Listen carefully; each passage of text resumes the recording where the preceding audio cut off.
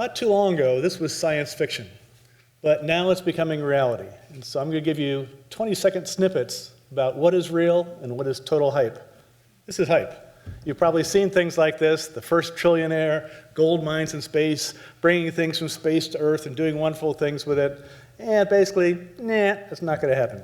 So what is possible? What might it look like? So if you're going to be prospecting in space, this is a cartoon version of what it might look like. But that's not really what it looks like.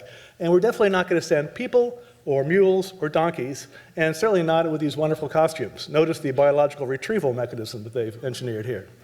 Okay. What space exploration will look like is this. It'll be robotic, because the cost of sending people, because they eat, drink, breathe, all those nasty things, it'll be things like this, which are currently on several planetary bodies right now, and they will continue to be the main arm of exploration. By exploration, that means finding what might be there and then figuring out with human ingenuity what you can do with it. Okay? This is one of the illustrations of that by a company that's now gone bankrupt, because they propose things like on the right, a 500-meter diameter asteroid with platinum that's worth $2.9 trillion. Well, yeah, and the Earth's core also has $5 billion worth of trillion, but you can't get to it. So the economics comes into play. What can you actually do? So this is what's not going to happen. There's not going to be space tugs cutting up either the moon or asteroids and bringing chunks back to Earth. Okay? That's simply not possible. And this gets into the basic economics of the rocket equation. It takes energy to move outside of Earth's gravity. So what is it that we can actually do? In real estate terms, it's water. Yeah. You might have seen this out in the mall. This is near the Hirshhorn Museum. This illustrates the problem of bringing something from space to Earth. Obviously, this is not a real asteroid, but it illustrates the energetics of both escaping Earth's gravity and bringing something back. Okay, and the rocket equation expresses this in terms of delta V, the actual energy it takes to move something around in space. This illustrates the amount of energy necessary to move from the Earth's surface to various orbits and places in cislunar space, okay, the area between the moon and the Earth. And this is really important because it takes a huge amount of energy. 80% of a rocket is fuel to get someplace. The current cost of getting a liter of water to the moon is $35,000. Okay, so that's what's going to drive this. Water, water, water. We know there's water on the moon. We know there's water on asteroids. We know there's water on Mars.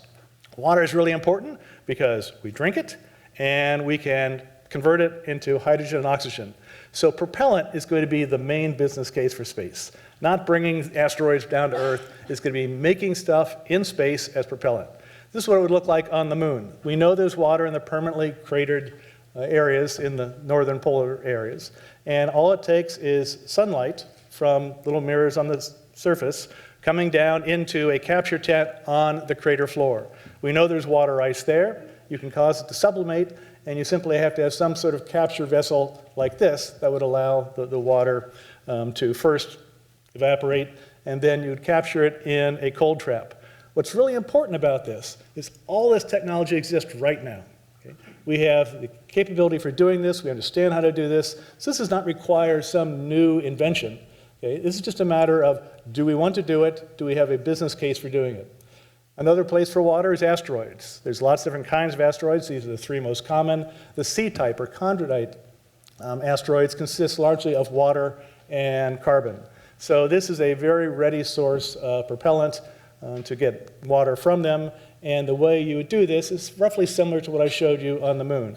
You'd have some sort of capture vessel that would go out there. So we have lots of asteroids out there. There's no shortage of them. This is the asteroid belt. We got millions and millions of asteroids. For the smaller ones to be more practical to do something with, there's tens of millions. And you need to get into energetics again. So you need near-Earth asteroids, and you need them in a cross-polar plane that can actually intercept without too much energy going after them. This is what you would do, similar to the moon. You would wrap some sort of capture vessel around it. We already know how to do this. For those on the classified side, you know there are things this big out there right now that have been put up there, and it's just astounding how big they are. We have the technology to do it. You surround an asteroid, you use solar energy to sublimate the water, you get it in a cold trap, then you have the water, and you can either transport the water or break it down into hydrogen and oxygen. We know how to do it. 50 years ago, we knew how to do this. Okay? So 50 years ago this year, we were on the moon. Okay? We haven't done much of significance since, but tremendous advances in computer power and engineering ability.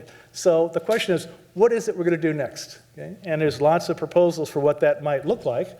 One came from a person who apparently lives in this town, and President Trump has suggested sending humans back to the moon by 2024. Some humans have suggested maybe we should send him back to the moon, but that's a topic for a different conversation. Okay? But if you were to get to the moon, you'd have to use resources there, because again, water, $35,000 a liter just to get it there. So manufacturing in space.